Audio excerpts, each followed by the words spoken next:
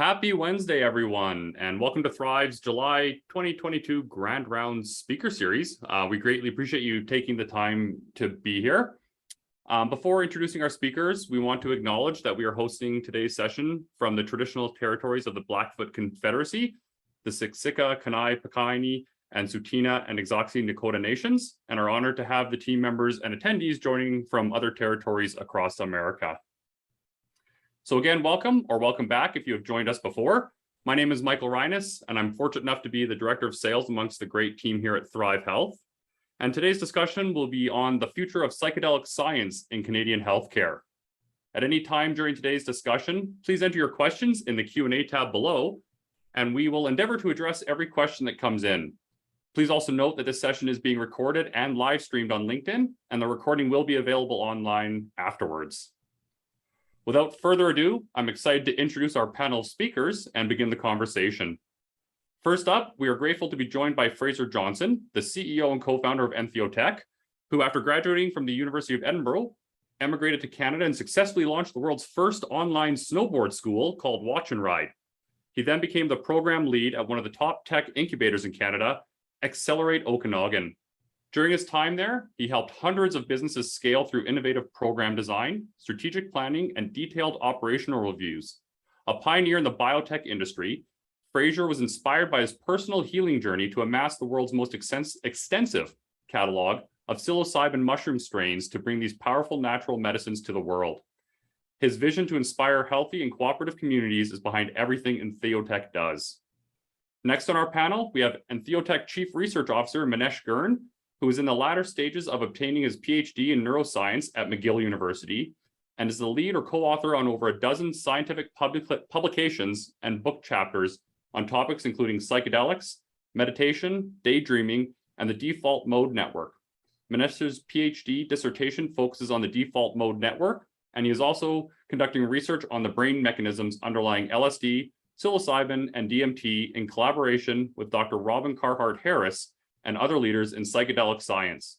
In his free time, Manesh runs a YouTube channel called The Psychedelic Scientist, where he discusses the latest findings in psychedelic science in an easy to understand but non-superficial form.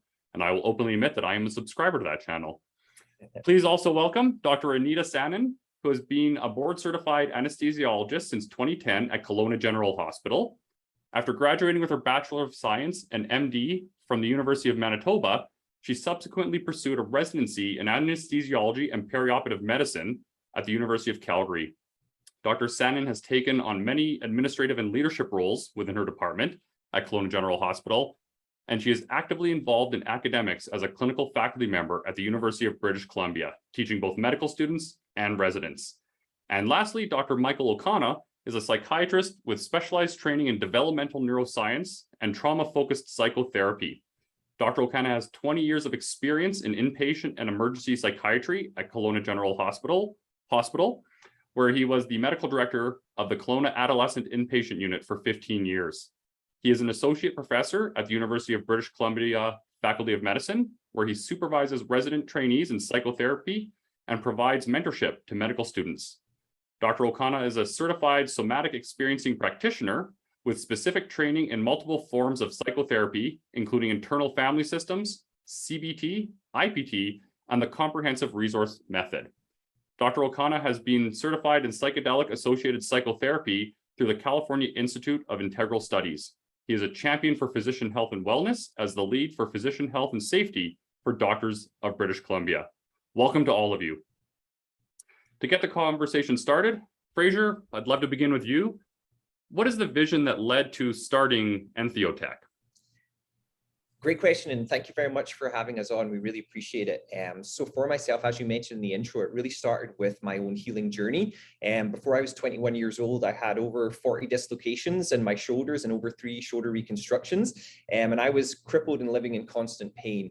And for me, that really started my biohacking journey. So looking at things like float tanks, PRP, human growth hormone, prolotherapy, all of these other things, and psychedelics were a big part of that. And I really had some transformational experiences using psychedelics, which really helped change the relationship with my pain and my body. And just over the years, I saw friends and family members that had struggled with depression or anxiety. And there was always this huge stigma around psychedelics. If I'd suggested, potentially, have you ever thought about psychedelic assisted therapy or doing a psilocybin journey? It was always met with this resistance.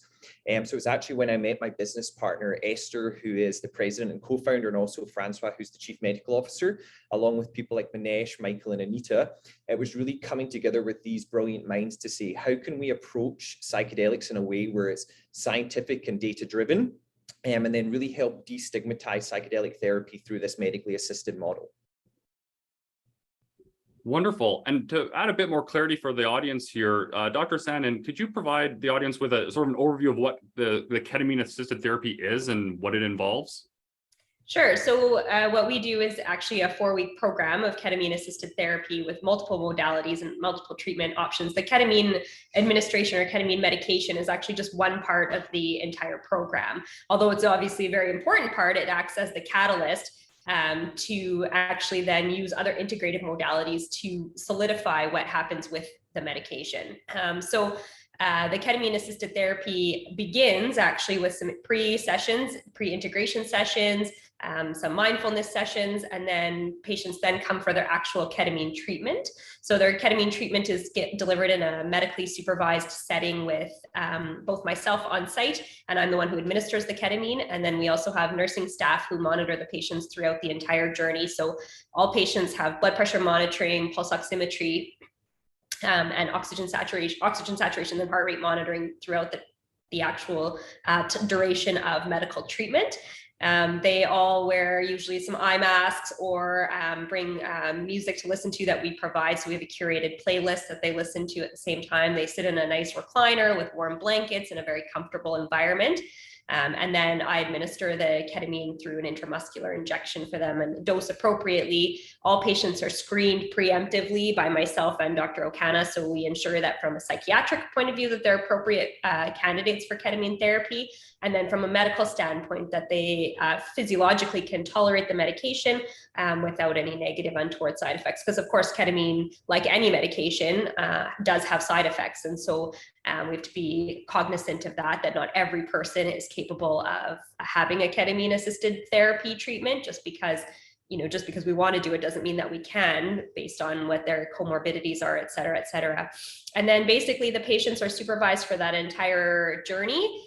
They then go home to a safe home environment with a ride. They're accompanied, and then we follow up with them again the next day through psychotherapy, phone calls, and then they will continue to have more sessions with a psychotherapist after every treatment. So we do 3 ketamine treatments through the whole session or through the whole program, and they get 4 psychotherapy individual sessions. They also get the mindfulness and the meditation classes. They get breathwork classes.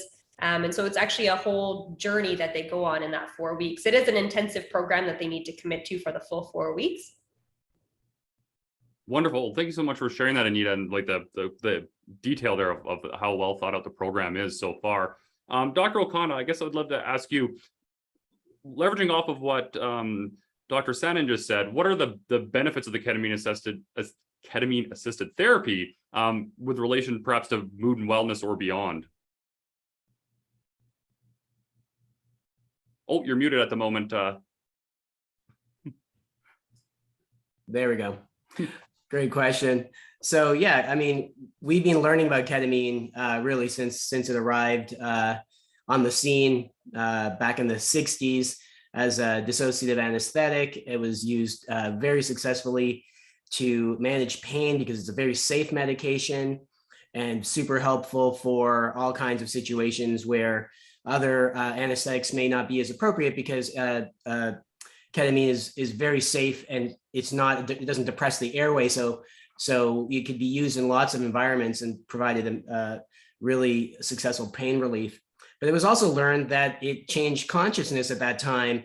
At first that was considered to be a side effect, but over the course of the 70s and the early stage of psychedelic psychotherapy kind of emerged, and ketamine was one of the medicines that was seen to be successful for such things as helping people with addictions and working through mental health issues, and it was one of the complement of psychedelics that was being studied when, unfortunately, the prohibition came around, and that kind of shut down all the studies. But those have come back to light in the 90s, and we're starting to learn about how ketamine is a remarkable antidepressant. Okay, it's been shown to show very rapid antidepressant effects, even in people with treatment-resistant depression, which generally have been a hard to treat group of individuals.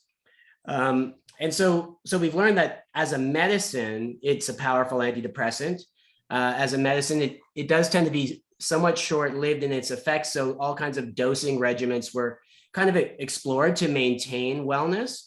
And then another thing that's emerged over this last while, these last decades, is looking at psychedelics as part of a psychotherapy program. And so integrating psychedelics with psychotherapy, we've seen it with MDMA and psilocybin, where we can have really impressive long-term results.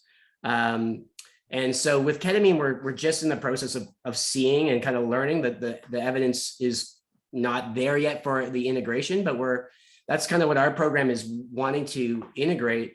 And so using the psychotherapy during the window of antidepressant effect of the ketamine to really see if we can help maintain wellness with this sort of, we're kind of like putting things together here based on the evidence and sort of innovating. And so that's kind of exciting. And I think we're going to see a lot more of that as time goes on. That's wonderful. And is that sort of the definition then you would have on integrative therapy, or is there more to what integrative therapy means in this situation? Exactly. I mean, we're seeing that, ketamine can be integrated in lots of ways. So there's a few main ways it can be integrated. In low dose ketamine, it's been shown to be very helpful, sort of like allowing psychotherapy to unfold and for people to kind of be able to speak with less resistance and more openness and make bigger gains in psychotherapy. And then the other modality is with high dose ketamine, is using it as a transformative medicine to allow people to have transpersonal experiences, mystical experiences, to experience kind of pretty remarkable change opportunities with this. And then our modality and the idea is to integrate these experiences so that people can also find other ways of returning to these states of mind and maintaining wellness from things like chronic pain and depression. Excellent, thank you. Manesh, from your perspective, what are some of the changes you're seeing in the Western traditional medical system towards adopting novel evidence-based therapies, like such as the ketamine assisted therapy that we're speaking of, and perhaps in your opinion, why is it so important? Yeah, I think it's important to recognize that a lot of the drugs that are typically used to treat mental health conditions have been around since the 80s or before.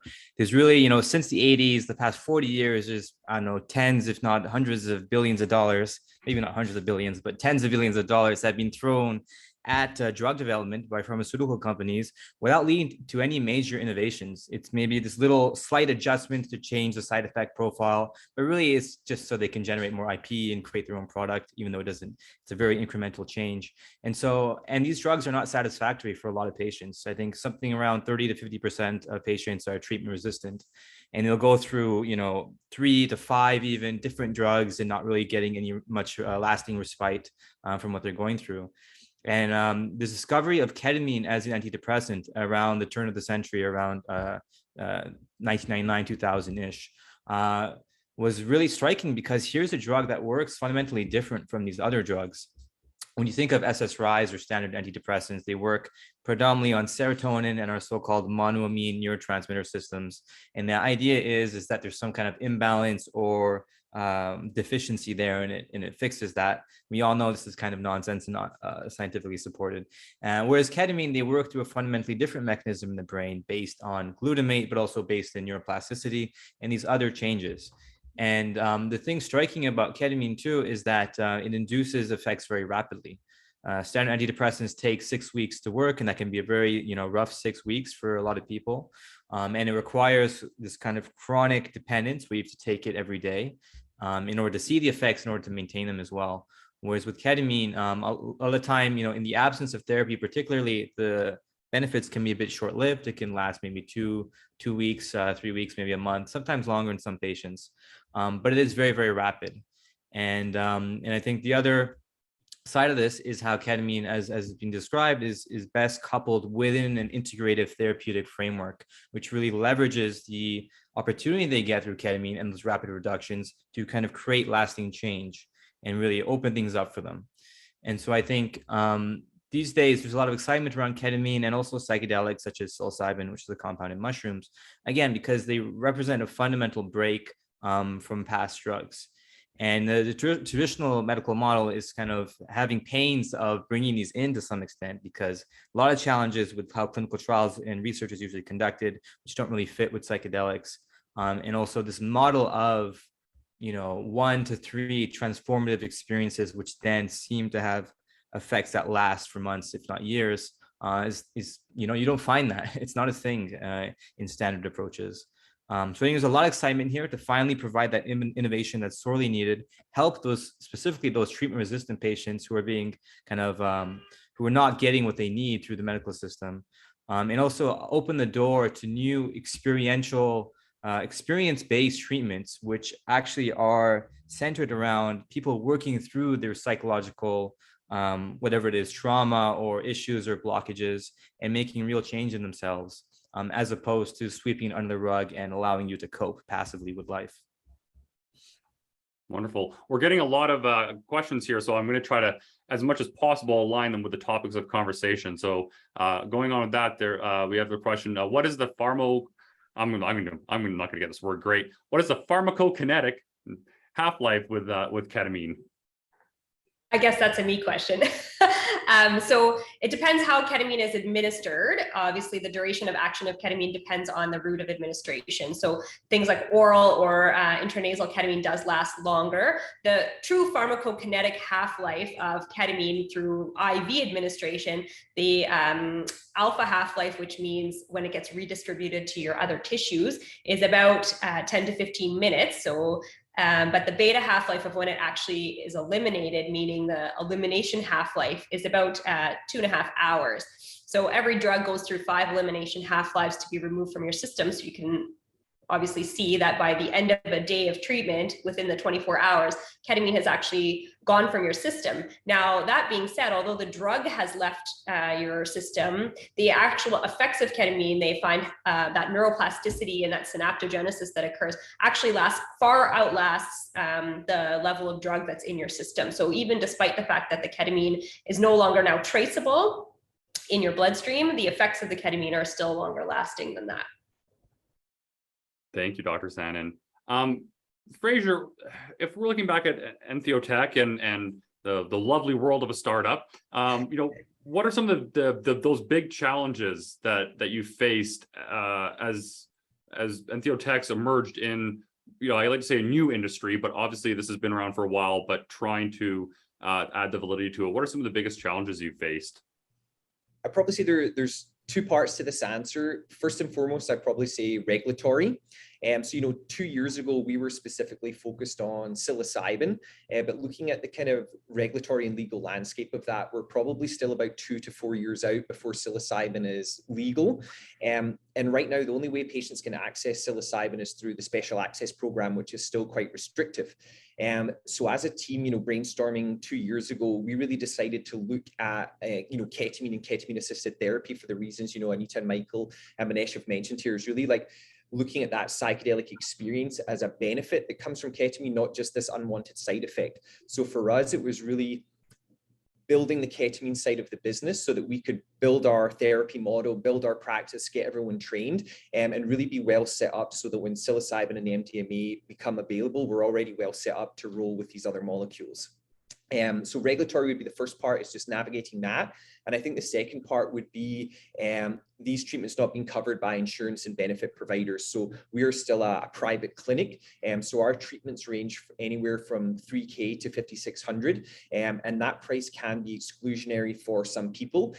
So that's definitely been a big barrier as a private clinic right now, but starting to work with more of these insurance benefit providers, WorkSafe BC, etc., to really educate these people and providers to show that these treatments do have long-term beneficial outcomes, so should be covered like things like SSRIs are. Well, that's great insight. Another question from the audience, and I won't predict who will answer this, so you can certainly put your hand up and volunteer. Do you feel some psychotherapy modalities fit better with psychedelic psychotherapy? For example, somatic embodied experiences that support an individual's mental, physical, and spiritual approach to self. Okay, that's a me question.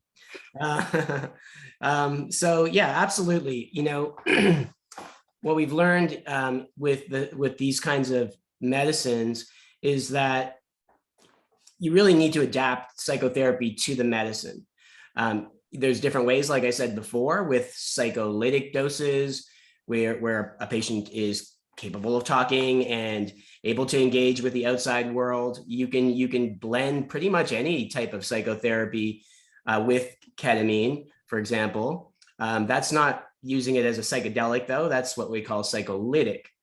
But if we're going to use it as a psychedelic, which means a consciousness altering dose, which puts one into the possibility of having mystical experiences, transpersonal experiences, you need a psychotherapy that's going to understand that and work with that. So during the actual medicine dose with ketamine, there's very little interaction going to be happening. There's a very internal experience. And so the psychotherapy that most fits with that is one that directs the patient who's having the experience to their kind of inner world, and prepares them for these experiences so that they're not shocked or scared, and helps them feel safe during the experience, and helps them tune into this idea that we have an inner capacity for healing, which can emerge during these states, sort of like an inner wisdom or inner healing intelligence. And so the psychotherapy that we use integratively is helping people tune into that, pay attention to that, and allow themselves to have these experiences and then integrate what comes of that. So it's sort of a very novel form of psychotherapy. In fact, in a way, the therapist has to sort of unlearn the more conventional approaches to psychotherapy in order to practice this type of psychotherapy. Now, as an adjunct to that, using or having knowledge of somatic experiences in the body that happen when people are processing, and helping to guide and support those can be very much part of that. There's a type of psychotherapy that came out of something called holotropic breathwork, which is pioneered by Stan Grof, which uses a lot of somatic methodologies to help allow the nervous system to transform and support that. And then following the experience in the process of integrating change, then all kinds of modalities can be brought in to support the change and transformation, including somatic, mindfulness-based therapies, mindful movement, yoga. So lots of different types of sort of complementary therapies. And that's what we're kind of bringing together in our program. So hopefully that answers the question. But I was going to say, a spiritual mindset is something that, isn't part of conventional things like cognitive behavior therapy or interpersonal therapy. It's very, very important if you're going to be working in this modality. Interesting. We've had a couple other questions along the same lines here have come in, and Fraser, you had alluded to saying, you're still a private clinic, but they're interested in knowing where one can access these treatments, even if it involves traveling a little bit. So right now, our only clinic here is in Kelowna in the Okanagan Valley. So for us, it's really looking at nailing this flagship clinic we have here and looking at expanding further afield to other cities in Canada and the States as well. So there are other kind of companies and clinics that are operating in places like Toronto and Calgary, etc. So even I'm sure a quick Google search people would be able to find out pretty quickly which clinics are available in their city. Excellent. Thank you so much for sharing that. And do you have a website? Entheotech website would provide information yeah, obviously onto your location as well. Yeah, Entheotech.ca for sure. Check us out. And yeah, we do take people from out of town and out of province as well. So yeah, definitely check it out. Excellent.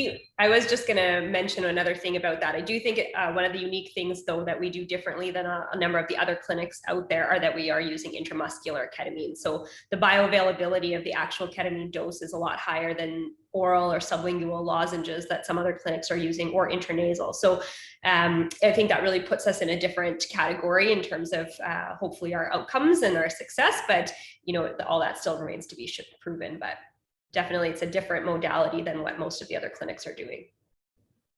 Thanks, Dr. Sanan.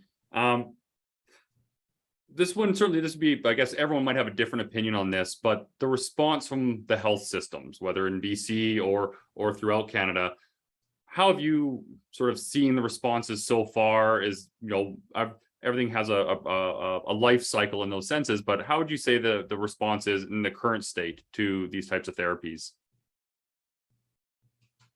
So I'd say for us, maybe I can hop in here first, is the response has been, I definitely say, encouraging. So as we've got more treatments under our belt and are starting to see positive testimonials and outcomes, we've been reached out to more and more providers or people that work with veterans or first responders, because they're really interested. They've heard about the benefits of these sort of treatments and they're on their fact-finding missions. So starting to collaborate with these different organizations to run studies and gather data to show that their stakeholders can benefit from this. So it's definitely, I'd say, in the last 6 months opened up a lot for us, and a lot more opportunity to start to collaborate with these kind of more established networks and companies. So it's been really encouraging there. I would say similar to Fraser, although from a medical community, it's definitely a bit of a mixed bag. I think in medicine in general, we are skeptics. I'm a skeptic too. And so it's difficult with the amount of studies that have been done, because they are small numbered studies, poorly powered, difficult. There's no randomized control studies that are great out there that really can show you exactly what you want to see in big numbers. That just doesn't exist currently.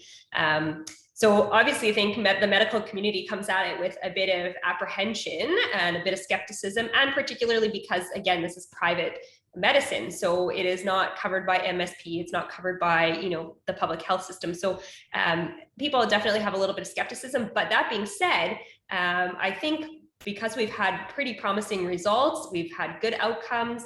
It's in a very safe environment. We're not just giving ketamine in a back office somewhere. That legitimizes it quite a lot more, I think, for the medical community. And they have lots of desperate people who have tried everything and have been unsuccessful. And now to actually have an opportunity to provide them with something that is in a medically supervised setting, that does have good positive outcomes and does have some evidence to support it, only really encourages our growth, I think, and encourages people to actually seek this out as physicians. I'm actually shocked at how many referrals we've gotten just in the last few months from different family doctors around town, as opposed to just a few of the same ones. It's now kind of growing quite a lot more. So I think people are educating themselves. Their patients are coming to them with that education on board as well, because they're finding out information themselves, either through Google searches, etc., and then requesting this as an option. And I think there's really no denying from a medical or scientific community that ketamine does work.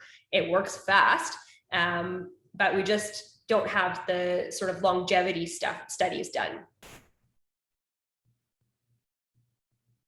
Another question just came in from our group, and Manesh, this might be a good one for you. Being asked is, wellness can mean many different things to different people.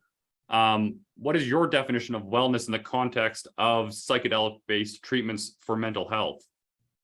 Yeah, this is a good question, because it's interesting how wellness can be defined. In our culture, a lot of the times, largely implicitly perhaps, is that it's defined as an ability to cope with the stressors of life and get back to work. We live in this capitalist neoliberal world where there's a lot of emphasis on our output to the economy and being a good worker. And in that case, for example, to draw a contrast again, if you look at SSRIs, they do that.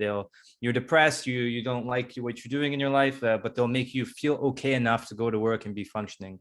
But obviously, wellness does not end there. That's just the baseline we can get to. And so in the context of ketamine and psychedelic treatments and our integrative models we have at Entheotech, It's really about going from just getting by to flourishing, to really being the best you can be and having a greater sense of harmony and ease in your life and truly being healthy rather than just being able to cope.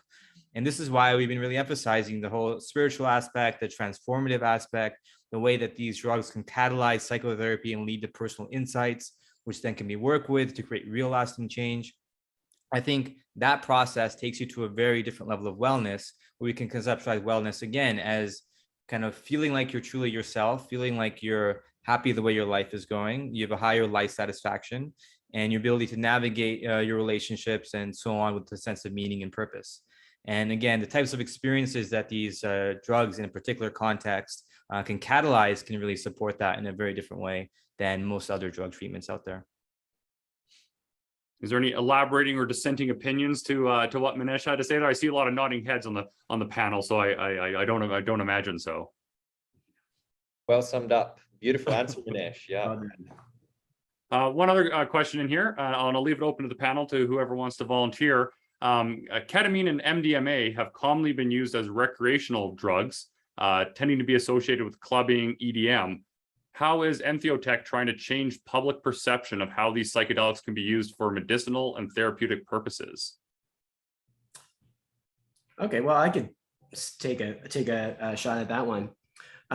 So, one of the things that we've come to know about how from the first psychedelic revolution that happened in the 60s is that there was sort of an unbridled enthusiasm about these substances. It was transformative in such a way that people weren't super aware of the possible negative consequences of powerful medicines. And so what happened was there was quite a lot of, on the one hand, sort of carefree use, and on the other hand, fear and backlash. And so then prohibition was a quick, knee-jerk response to that these things, are sometimes unsafe. Unfortunately, that drove everything underground, and people wanted to have these experiences, and so they had the experiences sort of on their own, and that's not ideal. They are powerful, and the effects can bring forward material that isn't recreational. In other words, it's not, if you're just wanting to have fun, it's a bit of a gamble to be using powerful medicines like this, and it can go wrong. So, when we're using it as a medical intervention, the idea is we want to do this in a safe way. We want to provide skilled practitioners to support the experience, and that multiplies the chance of good outcomes. And even difficult experiences become actually useful and positive because we can work through them if you have the right support, as opposed to, if you're in a not so reliable environment with people who aren't prepared to support you, that then can become a traumatic experience. So, that's what Entheotech's doing, is providing this in a well professionally supported place with people who have good experience and have all the right training to help it become a very useful and powerfully transformative experience. And potentially just to piggyback on what Michael's saying there, because I think what he alluded to earlier is very important here, is when people are using these in a recreational or club setting, their focus is outward to the external. But as Michael said earlier, when you're doing this in a therapeutic environment, we're actually trying to direct that person's awareness internally to their inner world. And when you're focusing on the inner world, you're going to have a much different experience, especially when you've approached it with intention or intentional use, and you're doing it in that safe therapeutic setting with medical oversight. The experience is going to be vastly different to a recreational club setting. Yeah, and I think the other, dose matters. So that's important as well. Obviously, we're using appropriate doses for our patients in order to achieve the outcomes that we are looking for. And the other thing, I think, it's not just the public perception of these medicines as, party drugs, et cetera. It's also medicine's perception of these medicines. So it's different for me, obviously, because I use ketamine on a regular basis for my patients in the operating room for analgesia and pain and in operations. But most of the medical community actually has very little familiarity with ketamine unless you work in emergency medicine, ICU, or anesthesia. And so that perception persists not just amongst, the general public, it persists amongst the medical community as well. So I think holding sessions like grand rounds such as this, we've held a few other public grand rounds in other settings with a medical community, just to try and, encourage them to understand. We present all the evidence that is out there. So it's not just, we're selling you something or we're trying to say something that you should, send your patients here. We really have backed it up with the evidence that's out there to support what we're doing. That's an excellent point. And it actually leads into a question that I think came up just from this specifically is about aftercare. And when patients have finished going through a program at Entheocare, given, like, as you just said, ketamine is not available off the shelf today, what do you recommend? And they left the comment saying, as an example, microdoses of psilocybin, but what are your recommendations so post-program at Entheotech? I think one of the biggest learnings we've had is, that encompassing program is important. So it's not just about the psychedelic experience or the ketamine dose. It's really encouraging other healing modalities. So, we have a saying, or there's that old saying of teach someone how to fish, they'll eat for a lifetime, give them a fish, they'll eat for a day. So that's one thing, is we don't want people to become reliant on that psychedelic experience. The psychedelic experience is a catalyst. So part of the treatment is, as Anita and Michael have mentioned, we teach them breath work, meditation, yoga, somatic techniques. So when they're in that kind of 4-week program, they have this intensive support, but now we offer community classes. So once someone has left the program, we have recurring classes that they can attend here in Kelowna. And we've also built a digital patient resource library where we have our different facilitators and practitioners actually teach these things online to people that they can do them in their home. So it's really encouraging them after they've left that 4-week program is, hey, these are the tools that you can gravitate towards if you're feeling anxious or depressed, and you can really start to lean on these other healing modalities. And the other big piece of it is community. That's something we've really learned is sometimes when someone's going through a treatment or seeking treatment like this, their wife, their husband, their family, their brother, their sister, they don't understand, or they're confused at why they're seeking psychedelic assisted therapy. So what we've actually tried to do is build that community of past and present people in the cohorts so that they actually can connect with people that are going through a similar experience as them, so they don't feel so alienated, and then they start to be able to find some tangible ways that they can communicate the benefit and why they're seeking this sort of treatments with their extended family. I think also, the reality is that we know that ketamine effects don't last forever, and that people may in the future need booster doses of ketamine. They may need another visit to our clinic to have a ketamine experience and then do more psychotherapy. We don't foresee people will require, doing this whole package treatment multiple times, but they may need future booster treatments. And that's what evidence shows in the past. They may periodically need to come back for just a booster treatment. But do we foresee, patients taking microdoses of ketamine at home on their own in the future? That would be a long way off, if ever, as a possibility. I don't think that that's really the mechanism of action of the ketamine that we're looking for. Like, we obviously believe that there needs to be an integrative, holistic process to the whole thing. And so just having someone sitting in their basement by themselves taking some oral ketamine, it doesn't really fit with the program or with the actual evidence. Absolutely. And of course, patient safety always has to be at the forefront of everything we do. A lot of this conversation has certainly been from that sort of, for the patient perspective. We had an interesting question here from the provider's perspective. As a new psychotherapist fascinated with developments in the psychedelic therapy space, what are ways I can get involved and support your innovative work? Send us your resume for sure. We're always looking for psychotherapists. Because that's definitely one of our bottlenecks is as the clinics started to scale, is patient loads increasing all the time. So definitely skilled therapists we're always looking for. So Fraser at Entheotech.ca. We'd love to chat to you for sure. What wonderful. And as we sort of lead towards wrapping up our great session here today, I guess that would be, perhaps yourself, Fraser, and certainly everyone else can answer as well, but What's the future of Entheotech? Where do you see this evolving to? It's a broad question, but have at her. No, beautiful. So I guess for us, as I mentioned earlier, we're focusing on ketamine right now as it is, an off-label treatment that's approved, and we will continue to focus on ketamine. But some of the really exciting stuff is happening in psilocybin as well. So very much what's happening in the industry right now is a split between people focused on synthetic and natural molecules. So, as you mentioned in the intro, we've actually collected a genetic catalog of over 350 psilocybin strains now. So we're in the process of studying, the chemical composition of those strains. So I like to draw a parallel to cannabis here. When cannabis was in its nascent stage, everyone just looked at THC. But as it got more scientific and more research-based, they started to look at the other cannabinoids like THCV, CBD, CBG, CBN. The same thing is happening in mushrooms with things like beta-carbolines, oruginacin, baeocystin, norbaeocystin. So we have a specific team at Entheotech that is really studying those other molecules and the entourage effect to produce those natural formulas that really have those synergistic benefits with psilocybin and those other compounds. And I believe the other exciting thing for us is looking at, molecule agnostic clinics.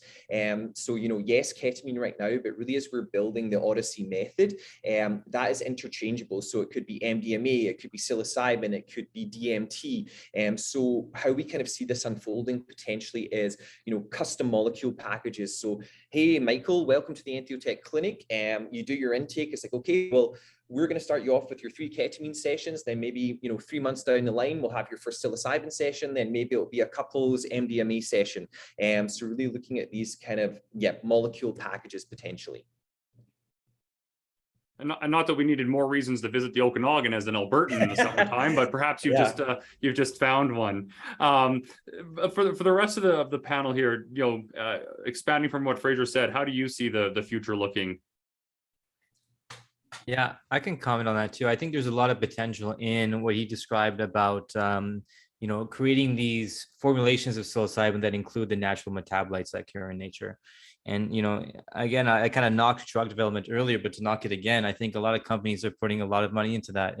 And when right in nature are, these metabolites that seem to occur and potentially synergize with psilocybin. So I think exploring that in combination with kind of optimized therapeutic models has a lot of potential. And this is particularly with psilocybin, which obviously is maybe, as Fraser said, 2 to 4 years away. But I think, ketamine is the kind of, this is a bad term to use, gateway drug, but gateway in a good way, as in the gateway to these new experience-based treatments.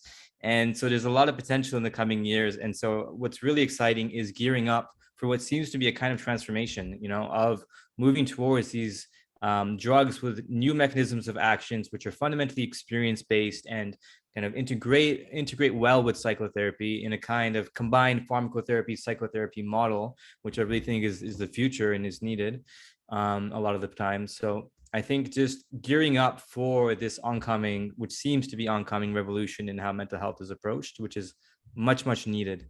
And there's tons of potential there. And definitely psychedelics are hitting the mainstream everywhere these days. There's a new documentary on Netflix called How to Change Your Mind with Michael Pollan.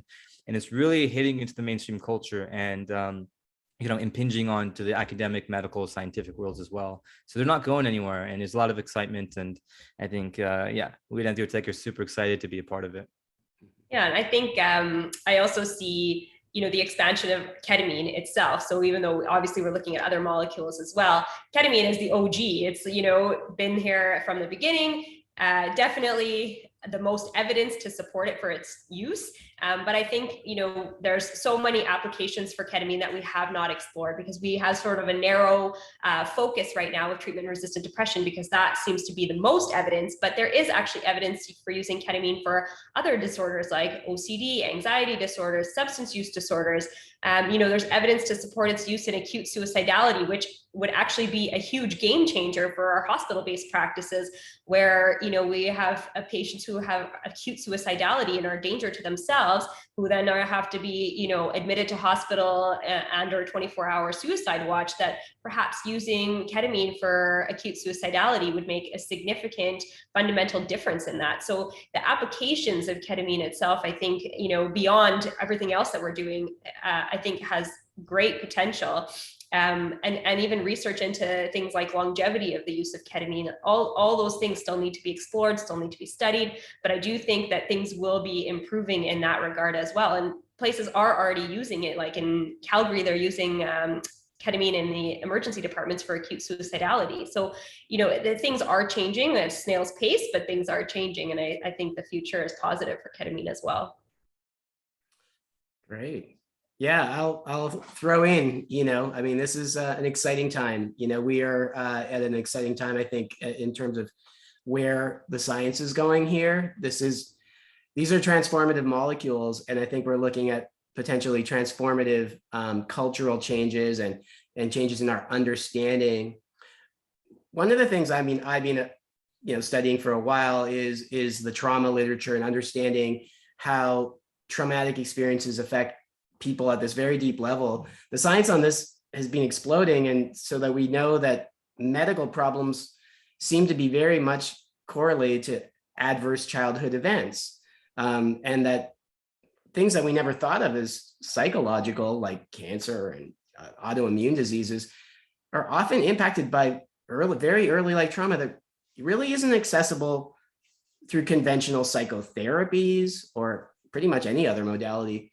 But these molecules give us the potential to possibly be able to transform, through a different approach, these risk factors. And so the integration of psychedelic advances and really deepening understanding of trauma, really that coming together in this next while has a lot of potential. It's very exciting for the possibilities of real true healing and recovery. Thank you, Dr. Ocana. Well, that about wraps up our time for today. This has been an absolutely wonderful discussion. Thank you so much to our panelists here for the insight, and to all of our attendees for submitting great questions and being great listeners as well. And really excited to see what the future holds in this area. So the webinar will be available soon on the Thrive Health website. And enjoy the rest of your week, and we will see you at the next grand rounds. Thank you, everyone.